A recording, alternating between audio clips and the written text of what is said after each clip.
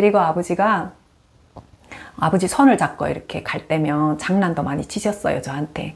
이제 한쪽으로는 제 손을 잡고 한쪽에는 그 지팡이를 짚었을 거 아니에요. 이제 걸어가다가 지팡이로 뒤로 해서 나를 이렇게 딱 건드려요. 그러면 나는, 누가 날 때렸지? 하고 이렇게 돌아봤어요. 근데 사람이 없어. 누구지? 하고 봤는데, 아버지 누가 나 건드렸는데? 하니까 아버지가, 그랬어? 누구야? 이렇게 그냥, 본인이 장난을 치셨는데, 아무것도 모르는 척 하시고 걸어가시더라고요. 그러다가 아버지가 나한테 장난치는 거를 내가 딱 보게 됐어요. 그래서 모른 척하고, 아버지 누가 날 또 건드렸어. 이렇게 얘기하면 아버지가, 그랬어? 저한테 그런 장난을 잘 치셨어요. 그래서 좋았던 기억이 나고, 그리고 아버지가 그 이후에 축산을 그만두시고, 나중에는 염서가 나이 들어서 숨을 쉬지 못하더라고요. 그래서 집에서 잡게 됐는데, 아버지는 너무 정이 들어가지고 그 염소고기를 한 점도 안 드시더라고요. 국물도 안 드시더라고요. 너무 이제 애정이 가서 그랬었나 봐요. 네. 한동안 쉬다가 무슨 일을 또 하게 됐냐면, 엄마가 병으로 좀 많이 아프게 되세요. 그래서 아버지한테 무슨 일을 시키게 되냐면, 콩만 가는 기계요. 콩물 기계로 갈아서 두부를 만들어요. 그래서 두부를 해서 파는 분들이 저희 집에 많이 왔어요. 두부 콩을 갈아주는 이제 콩망 기계랑 두 가지 일을 했는데, 하나는 통 옥수수를 탁해서 잘게 탁해야 이게 옥수수 밥을 해 먹잖아요. 요 탁에는 기계 두 가지를 하게 됐어요. 근데 이거 하는 과정도 참 어려웠었는데, 첫째로 아버지가 눈을 보지 못하다 보니까 전기를 관할하는 이제 그런 부서가 있을 거잖아요. 그 부서에서 반대를 했어요. 왜냐면 보지 못하는 사람이 전기를 다룰 수 없다. 전기를 잘못 다루다가 사고가 나면 어떻게 하냐. 근데 아버지는 나는 자신이 있다, 할 수 있다. 예, 지금 이런 상황, 대치되는 상황이어서 의견이. 그래서 어머니가 이제 또 가서 설득을 한 거죠. 내 남편이 이 탄광에서 다쳤고, 만약 손에서 일을 놓게 되면 이 사람은 그냥 죽게 된다. 어떻게 해서나 이거를 꼭 허락해 달라. 그리고 집에 아이들 5명이나 있다. 나도 병이었고, 그리고 배급으로는 그냥 생활이 안 되니까 이 기계를 꼭 아버지가 해야 된다 하고 이제 가서 설득을 했었어요. 이제 해서 그 기계를 저희 집에 차리게 되는데, 아버지가 보지 못하는 사람이 안 된다고 주변에서 정말 반대도 많이 했어요. 근데 아버지가 집념이 좀 강하신 분이었어요. 집념이 강하시고 성실하고 꾸준히 인내도 강했었고, 그래서 아버지가 그 기계를 다루는 거를 스스로 터득하시더라고요. 전동기가 기계를 돌리잖아요. 이거를 다 분해했다 다시 맞추고, 분해했다 맞추는 거를 스스로 하시는 거예요. 그것도 하셨고, 그리고 망 있잖아요. 콩망 가는 기계 2개가 이렇게 돌아가잖아요. 그거를 또 아기로 또 딱 맞춰야 잘 갈려요, 콩이. 기계로 갈다 보니까. 그러니까 그거를 아버지가 스스로 또 분해했다, 조립했다, 콩망을 내려봤다. 그리고 굵게 나와서 안 되면 또 다시 조립하고 이걸 계속 반복하시더니 정말로 보드랍게 잘 갈리게끔 이제 아버지가 하셨어요. 그런 기계들을 집에서 다루면서 저희 생활에 많은 보탬을 했었거든요. 어느 날 아버지가 하도 부지런히 일을 하니까 제가 아버지를 돕는다고, 그날도 이제 오후 시간이었어요. 학교 갔다 와서 아버지가 주무시고 계시는데 이제 그 옥수수 타개로 온 분이 계셨어요. 제가 아버지를 도와드린다고, 15살 때예요. 아버지를 도와드린다고 그 타개는 거를 제가 했어요. 아버지가 하는 거를 항상 옆에서 계속 관찰하고 봤었거든요. 어떻게 하시는지. 그러다 보니까 이건 내가 할 수 있겠다. 그래서 했는데, 전기 스위치를 딱 넣는 순간 이게 기계가 왱 하고 돌아가야 되잖아요. 어머나.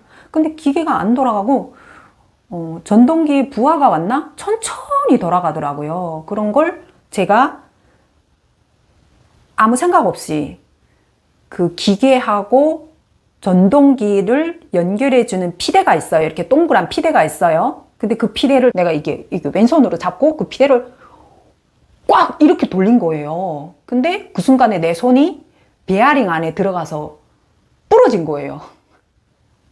보이죠? 제가 예. 이게 네 번째 마디가, 한 마디가 이제 이게 부러졌거든요. 이게, 그때 당시는 이제 완전히 분리되지는 않았고, 이 손가락이 네 번째 마디가 이렇게, 거들거들하게 붙어는 있었어요. 그래서 사고가 난 거예요. 그래서 사고가 나니까, 갑자기 피가 뚝뚝뚝뚝 떨어지고 해서 이걸 붙잡고 병원에 내려간 거예요. 걸어서 한 1시간 정도 가야 병원이거든요. 근데 병원에 내려갔는데 북한의 병원이 얼마나 열악한가 봐요. 15살짜리 어린 여자애잖아요. 제가 어린 애인데 이 손가락을 살릴 수도 있었을 텐데 깨끗하게 절단해버린 거예요. 그냥 칼로 그냥 똑 잘라버린 거예요. 그래서 제가 네 번째 마디가 한마디 없어요. 아이고, 그래가지고 그게 이제 북한의 선물이에요. 저희 아버지가 기계를 하면서 제가 아버지를 돕는다고 했다가 다치는 사건이 이제 벌어지게 돼요. 그래서 아버지가 그 이후에는 기계 손도 못 대게 했어요. 그렇게 아버지가 기계를 했고, 그리고 또 신기했던 일이 아버지는 집에서 나무를 패는데 나무가 큰 나무들이 올 거잖아요. 그거를 딱 센치로 재요. 자로 딱딱 재서 톱으로 다 잘라요. 이거를 도끼로 패잖아요. 패는데 불 쏘시게 할 수 있는 젓가락 같이 얇은 나무 따로 패고 잘게 패서 이제 쌓아놓고, 그리고 좀 굵은 나무 해서 어디다 쌓았냐면 집 처마 밑에 이렇게 쭉 쌓아놨어요, 아버지가. 그거를 보면서 지나가는 사람들이 뭐라고 했냐면, 저 집에 아버지는 눈을 본다고, 보면서 모른 척 한다고. 너무 정교하게 나무를 패고 쌓아놨으니까 사람들이 믿지 않은 거예요. 그래서 어떤 일들이 생기냐면, 아버지가 그때 당시는 이제 마당에서, 저희가 여름에는 마당에서 풍로에다 불을 떼서 밥을 했었어요. 밥을 했는데 아버지가 마당에서 이제 불을 피울 거 아니에요. 이렇게 풍구를 돌리면서 이제 불을 피우고 있는데, 아버지가 술은 안 드셨는데 담배는 즐겨 하셨어요. 보지 못하니까 뭔가 심리적으로 좀 그 담배에 좀 많이 우존하셨던 것 같아요. 이제 담배를 이제 물고 있었어요. 이제 물고 있는데, 제가 왜 북한에는 담배가 여기처럼 뭐 다 말아서 이렇게 딱 나오는 게 아니고, 담배 잎을 썰어서 말리워서 파는 거를 샀어요. 그래서 신문지 종이에다 그 마른 담배를 이렇게 돌돌돌돌 말아서 아버지가 피웠거든요. 근데 그 많은 거를 제가 엄청 잘해요. 늘 그 말아서 아버지한테 이렇게 해드렸거든요. 근데 아니, 아버지가 담배를 피고 이렇게 있는데 동네에서 그 장난꾸러기 그 남자들이 있어요. 아버지 담배 피우는 거를 확 차가지고 달아나는 거예요. 입에다 물고 있는 담배를. 그래서 멀리서 내가 본 거야, 그거를. 막 달아가서 아버지는 어느 놈이 새끼야? 근데 아버지 보지 못하니까 쫓아가지 못하잖아요. 말로만 어느 놈이 새끼야? 막 뛰어가서 아버지! 저 맨 끝에 집에 어느 집에 누구라고 이렇게 아버지한테 이제 이야기를 했어요. 그래서 아버지 손지고 그 집에 찾아간 거예요. 찾아가서 이 집의 아들이 내가 물고 있는 담배를 뺏어갔다고. 그런 사례들이 어린 시절에 여러 번 됐었어요. 예. 그렇게 동네에서 애들이 많이 놀려댔어요. 그리고 또 한 가지는, 아버지가 보지 못하는 사람이 어떻게 저렇게 전기를 다룰 수도 있고 기계를 다룰 수 있냐 해서, 아버지가 앉아있는데 이렇게 앞에 손으로 막 아버지 앞을 이렇게 해보는 사람들이 정말 많았어요.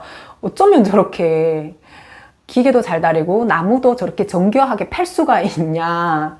그리고 또 아버지가 했던 게 모퉁이 집이라 텃밭이 좀 있었었는데, 그 텃밭 울타리를 너무 정교하게 잘 이렇게 만들었거든요. 그래서 그 그거 할 때도 이제 저랑 같이 했었고, 그리고 북한은 왜 땅집에서 살면 온돌에 불을 떼잖아요. 불을 떼는데 가끔씩 온돌이 안에 이제 그을음이 꽉 차니까 그 그을음도 다 끄집어내야 되고 온돌 뒤집어서 또 불 나가는 길을 다 또 맞추고 그리고 온돌을 넣고 그 위에 흙으로 미장도 해야 되고 하잖아요.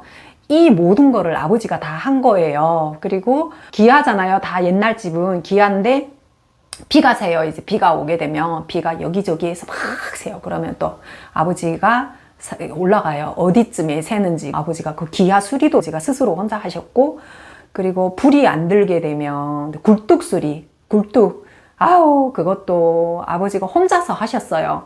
하여튼 정말 보지 못하는 아버지가 손끝이 눈이어서 생활했던 그 사건 한 가지 한 가지 사건들을 이제 취재를 했다면 세상에 이런 일이 참 신기한 일로 나왔었겠다 하는 생각이 들어서 제가 오늘 아버지에 대한 추억이 나서 이렇게 말씀을 드렸습니다.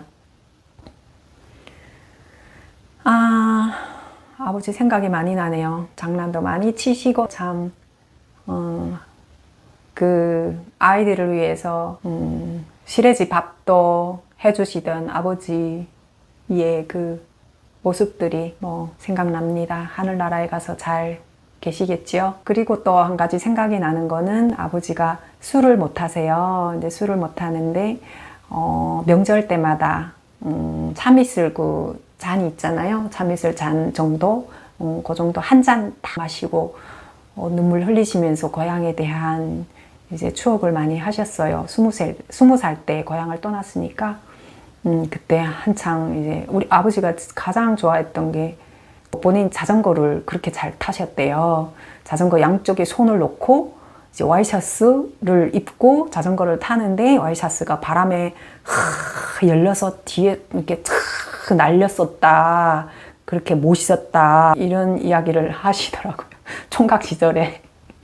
예, 그 이야기를 자주 들었었고, 아버지 고향에 또 앞에는 시냇물이 흘렀고, 고향의 위치는 어떻게 있었고, 그거에 관련된 말씀을 이제 자주 하셨어요. 아버지가 가장 사랑했던 막내가 대한민국에 와서 이렇게 행복하게 잘 사는 모습을 보고 계시리라고 믿으면서, 오늘 시청자 여러분들 덕분에 이렇게 아버지에 대해서 회고하게 되었습니다.